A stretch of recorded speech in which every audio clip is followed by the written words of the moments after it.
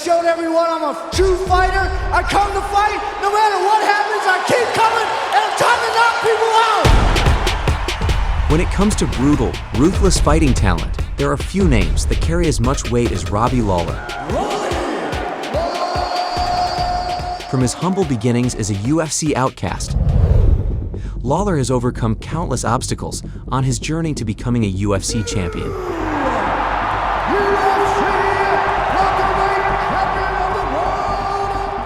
His reputation for the big punch earned him the much-deserved nickname of Ruthless. But outside the cage, he is a husband, a father, and a role model to many. Let's sit back and relax, spend some time with my family, but I'll be ready. Born in March 1982 in San Diego, California, Lawler began his martial arts journey when he was around 8 years old by training in Taekwondo and Karate. Around that time, his parents divorced, and he moved to Bettendorf, Iowa, with his father, who served in the Marines. While attending high school there, he excelled in wrestling and football, earning all-state honors in both sports. After graduating from high school, Lawler began training at Miletich Fighting Systems under the guidance of Pat Miletich himself, who encouraged him to pursue a professional career in mixed martial arts. And so, in 2001, when he was 19 years old, he made the transition from amateur to pro and won his first 4 bouts. His obvious talent and love for the spectacular saw him picked up by the UFC shortly after and make a successful octagon debut at UFC 37 in May of 2002. Third and final round, and Lawler able to fight through the submission attempt. Lawler performed admirably, defeating a much more experienced Aaron Riley with the unanimous decision.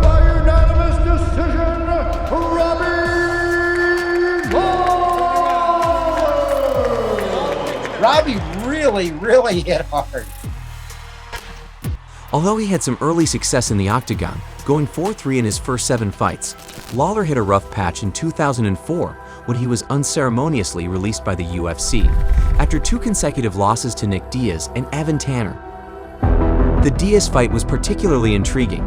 Lawler was the clear favorite, but Diaz, who at the time was still relatively unknown, surprised everyone by relentlessly attacking with jabs, crosses, slaps, and calf kicks before landing the finishing blow, a right hook to the chin that would send Lawler down to the canvas in the second round. A protesting Lawler tried desperately to keep going, but it was already too late. With little brother Nate there in the corner to celebrate immediately afterwards, the world now knew exactly who the Diaz brothers were, and the fight was hailed by many as one of the best of 2004. You know, I don't have a job now. This is what I do. I fight. You know, and if I don't get paid fighting, then or if I don't get this done fighting, then I'm pretty shit out of luck. So I'm gonna have to do it right. Though understandably disappointed, Lawler showed his sportsmanship by congratulating Nick for a tough fight. This reinforced his reputation as a fair competitor who loves the brawl, but treats his opponents with respect. Still, it wasn't enough to prevent his release from the UFC 6 months later, after suffering a submission loss to Evan Tanner in October 2004. Obviously, Lawler has come a long way since, but at the time, most people dismissed him as a UFC reject and a one-dimensional power puncher. But he didn't let this affect his career. He moved up to middleweight, fighting nomadically in promotions like King of the Cage, Elite XC, and Pride. But before we move forward, please subscribe to the channel. I make documentaries on the most iconic fighters in MMA. Clicking the subscribe button will help us stay in touch, so you can catch up on my catalog and won't miss out on my next video. In July 2005, in his first fight after being dropped by the UFC, Lawler made a triumphant comeback at Super Brawl in Hawaii, where he defeated Falanico Vitale to win the Super Brawl Middleweight Championship. And a good right, another right, a left, and Nico goes down. Robbie Lawler on top. The two would face off again for the Icon Sport Middleweight Championship in February 2006. Lawler won again and earned the championship. He lost his title in the very next fight, however, to Jason Miller, maybe the most underrated grappler ever. In a dominant performance, Miller finished him in the second round with an arm triangle in September 2006. He bounced back the following month at Pride 32, defeating Joey Villasenor In an amazing display of explosiveness, Ruthless landed a flying knee that abruptly sent his opponent onto his back. The referee then stepped in to save the day just 22 seconds into the first round.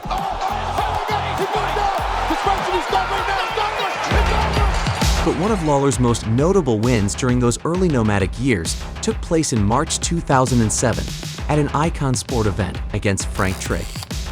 Coming into the fight at 34 years old, Trigg was a seasoned veteran against a 25-year-old Lawler who was still finding his foot in the industry. The fight was a grueling affair that lasted until 1 minute and 40 seconds of the fourth round. That's when Lawler landed 8 heavy punches, resulting in a knockout. There it is! And this one is over! That fight nearly killed me. If I'd gone to the 5th round, I probably would have died in a stretcher on the way to the hospital. This was only the second time that Trigg had been knocked out in his career, and it gave Lawler the Icon Sport middleweight title once again. First of all, you're the first competitor to ever win the title twice. Talk about that experience. I just want to wish Trigg the best. He's hurt pretty bad. Introducing the hard-hitting, ruthless Robbie Lawler. In September 2007, he joined Elite XC and in his first fight defeated Murilo Rua to win the organization's middleweight championship. And the new Elite XC middleweight champion of the world, Ruthless Robbie Lawler. Eventually, in 2009, Lawler found a home in Strikeforce, losing his debut match against Jake Shields. First, I just want to thank Robbie. I'm a big fan of Robbie. He's a phenomenal fighter. It was hard for me to... He stormed back in January 2010, defeating Dutch kickboxing star Melvin Manhoef.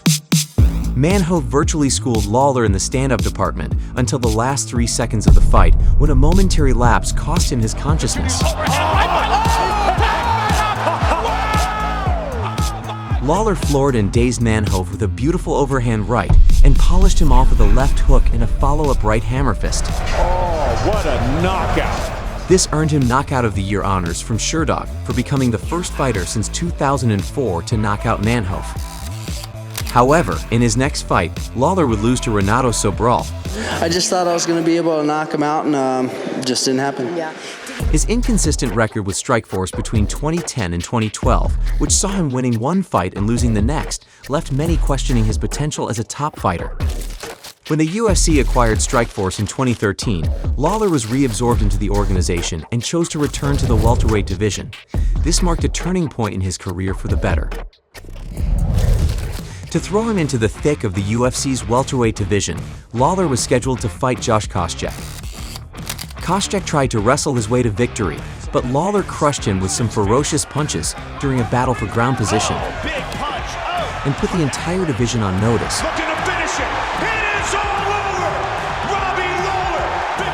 For a guy who had been fired by the UFC in his early career, this was surely a promising comeback. It was awesome coming back. The whole week was amazing. It was awesome to work with the UFC. Josh is a game opponent, but I feel very strong. 5 months later, Lawler kept his momentum going by scoring the first head kick knockout of his career in a thrilling win over Bobby Volker in July 2013. Volker took a beating in the opening round and emerged from his corner in the second round battered and bloody. Lawler wasted little time putting his opponent away, landing a left high kick square on Volker's temple that rendered him unconscious just 24 seconds into the second round. However, despite his promising UFC comeback, there was still some skepticism around Lawler, as he was still mostly perceived as a one-dimensional puncher. So, when he was scheduled to fight Rory McDonald at UFC 167, in November of that same year, he entered the octagon as the underdog. When you hear stuff like that, does it bother you, or is it just a matter of, people can say whatever they want, let's just step into the cage?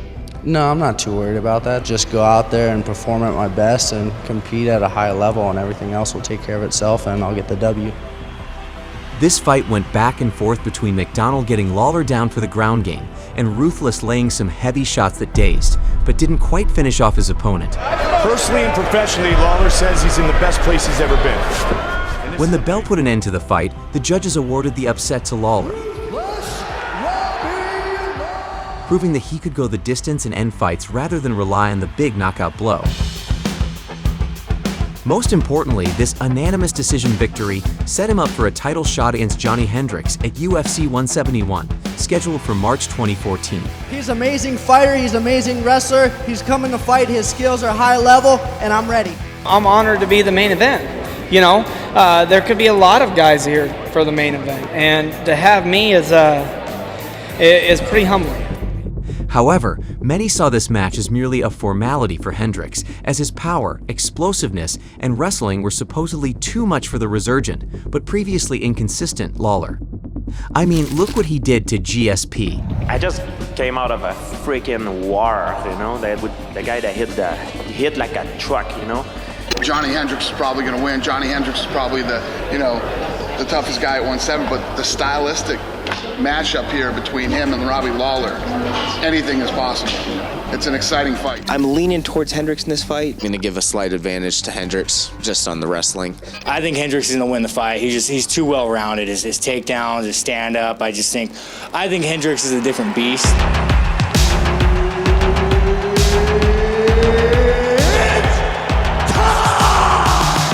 And to be fair, Hendricks' performance during the fight was, indeed, unbelievable. Hendricks pushes forward, caught with the right hand. Standing in the pocket, slinging long punch-kick combinations, while disrupting the flow and timing of one of the best boxers in MMA history was incredible to watch. Good left hand by Hendricks, again with the leg kick. But moving targets are damn hard to hit, and as much as we like to praise Hendricks' striking, at times he still struggled against Lawler's basic, but constant head movement.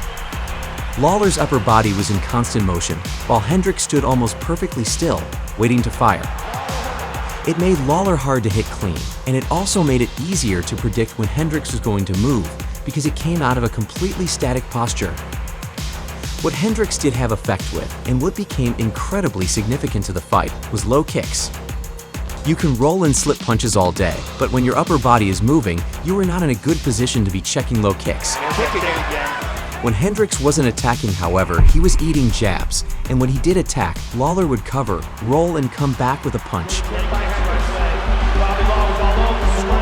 But with every shot Lawler landed, with every strike he was forced to defend, every step he had to take forward, and every step he had to retreat, Lawler was being worn down.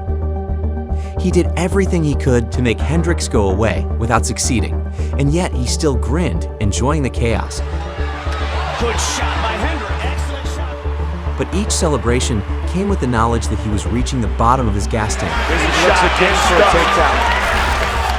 It was incredible. It was one of the greatest fights of all time. Together, their styles of fighting meshed perfectly, forming a beautiful tapestry of violence and grit. Exactly what we expected from two very, very good strikers. Both men had moments of absolute one-sided dominance and moments of being on the wrong end of a butt kicking. They both displayed that much-touted heart of a champion, and it was a little disappointing to see one man walk away the loser. Johnny Hendricks is the champion! Ultimately, the judges gave the decision to Hendricks. Oh my God, dude, Robbie's tough. Most importantly, thank God. Thank you guys too for having UFC. All right? Thank you for an amazing fight. I was just disappointed in the outcome.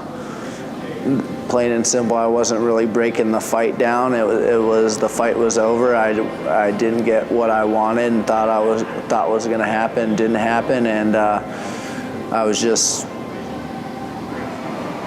not happy about the situation. What followed was something no one had expected from Lawler at the time: maturity. Yeah, I mean, I come to grips with it. I didn't do enough in that fight. And I moved on. Now I'm just trying to get better and get ready for this fight. And a week and a half after that fight, actually a week after that fight, I was working out hard, pushing myself harder than I've ever pushed myself that close to after a fight. And I'm just ready to go and ready to get better every day.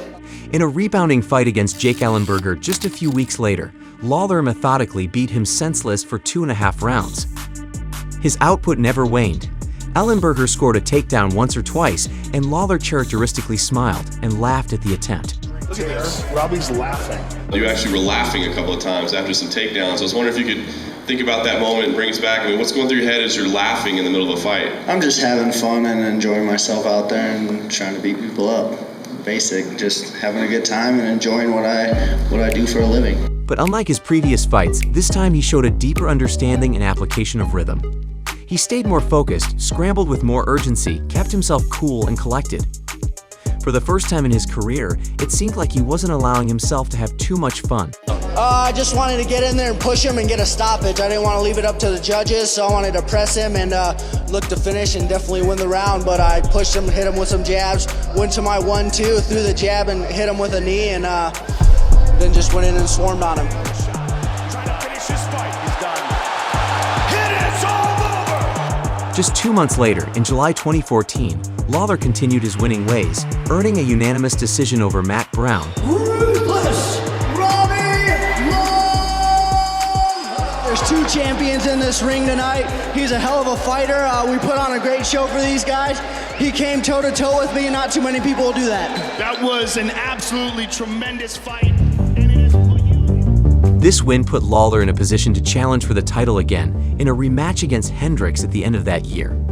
I'm not the same guy I was when I fought Hendricks the first time, nor is he. So I've always been working on just getting better and finally tuning my skills so that I'm the best Robbie Lawler I've ever been before. The first fight with those two was amazing. A toe-to-toe war. Johnny wants to keep that belt. He knows how good it is to be the champion. And, you know, Robbie Lawler wants that so bad. From the very outset, it was obvious the 2 fighters were looking to pick up right where they left off at their previous fight. He hurt Johnny Hendricks with his knees to the body, Mike. 40 seconds on the clock. Lawler's frenetic pace to start the bout was matched by Hendricks' combinations in wrestling as the fight progressed. Big combination. Huge combination. Kick in the uppercut. However, it was Lawler who was landing the more powerful blows, and that made all the difference as he left the octagon with a split decision and a belt around his waist. Robbie, this has got to be an incredibly emotional moment for you right now. It's just been an amazing journey. I got a lot of guys behind me, thanks to the fans, but this wasn't easy. It certainly wasn't easy. With this win, Lawler had completed one of the most improbable, most impressive comebacks in the history of the sport. A man whose UFC career started at age 20 and seemingly ended 2.5 years later with a loss to Evan Tanner, worked his way back from the regional scene, bouncing from one promotion to the other, then to Strikeforce, then back to the UFC, and then, against all odds, to become the welterweight champion of the world. A lot of people wrote me off a long time ago, but I never wrote myself off. I always believed in myself, always thought that I could be the best. And that's what I've been doing all these years. This didn't happen overnight. This was years in the making. This was a lot of hard work, dedication, and hours, and gruel and time put in, and that's what you're seeing now. Introducing the challenger, Rory McDonald! You know, I'm pretty relaxed right now. I think that comes from confidence. You know, I'm just focused on the martial arts right now and focused on this fight, getting through this fight. You know, I really want to put on an impressive show. His first title defense was, without a doubt, one of the best fights in UFC history, and it featured Rory McDonald, who had finally earned his way to a championship that he seemed destined for since before his debut. Rory, he's a heck of an opponent, really good opponent, but I'm focused. I've had a great training camp, and I can't wait to showcase my skills. For the first round, Lawler hung back. He let Rory jab, teep, and fence at range, giving up the first frame to the judges.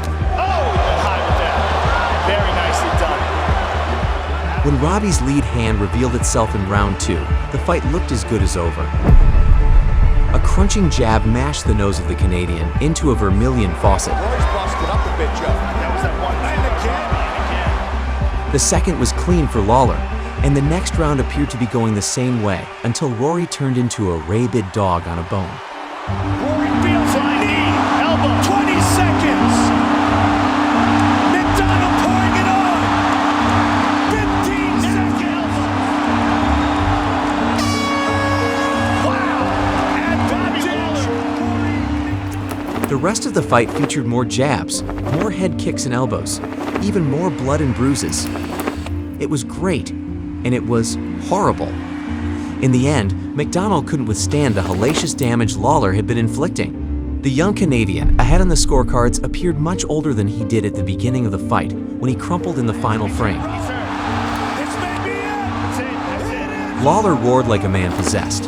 Veins bulging from his traps, mouth drooling a mixture of blood and saliva, he marched around the cage like a wild animal marking his territory.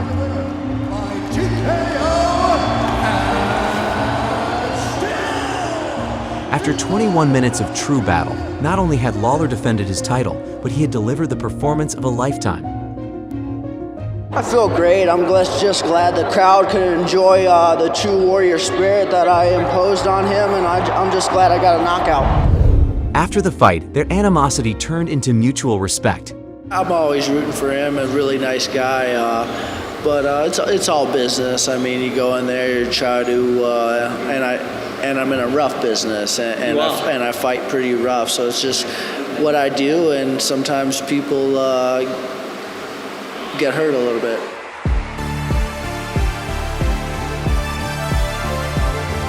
In January 2016, it was Carlos Condit's turn to battle the champ. Anytime that you have two guys like Lawler and Condit throwing down, you know it's going to be a good one. They dropped each other early, but both fighters were able to recover and battle it out over 5 rounds. Condit hurt Lawler multiple times, but Lawler was able to bite down on his mouthpiece and hang in there when it got tough.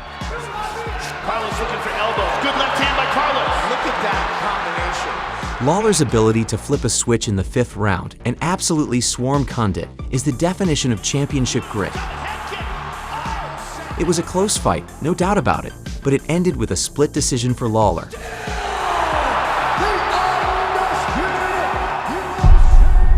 For me, it's not all about winning and losing. I am disappointed, but I got to fight and, push myself as hard as I can, leave it all out there, and to me, that's a victory. However, 6 months later, one brutal right hand from Tyron Woodley knocked out the Iron Chin Lawler for the first time in more than 12 years.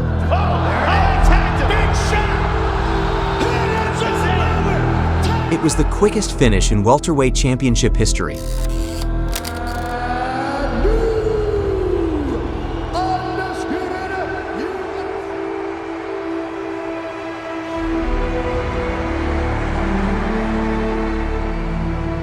Robbie, do you think you deserve a rematch? Obviously, I think if I went back in there, I'd get a win. Deserve and actually getting are two different things, but yeah, I feel like I deserve something, and but we'll see if I get it. Since then, things hadn't quite been the same for Lawler, and in each outing, he's looked a little more jaded than the last.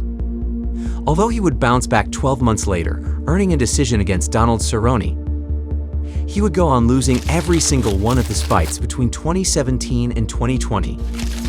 But why? Why such a decline? Perhaps it's just a simple case of a true veteran of the sport getting older. Since going pro back in 2001, Lawler's now been making the rounds for 22 years. That's a long time to be fighting in this brutal sport. His critics claim that it wasn't time and age, but instead USADA that catched up with him. At the time of this video, his most recent win took place at UFC 266 in September 2021 in a 5-round non-title middleweight feature bout against Nick Diaz. Diaz landed a good shot there too. What a fight! 17 years after Nick knocked him out, Lawler returned the favor and knocked Diaz out within 44 seconds into the 3rd round. Ruthless, Robbie! With the win, Lawler snapped his losing skid, only to lose again to Brian Barberina in July of 2022. Lawler was a lot of things in his career. Star prospect, busted prospect, nomad, journeyman, action fighter. Some people claim that champion never should have been one of them, and yet the sight of a war-torn Lawler with the belt around his waist felt incredibly right and satisfying. Whatever one might say about the guy, the career of Robbie Lawler has undoubtedly taken the path less traveled. A ruthless path, one might say, that forever cemented his place as one of the most iconic fighters to ever step into the octagon. This is Robbie "Ruthless" Lawler, a man that truly poured his heart and soul out to entertain us with some of the best fights ever.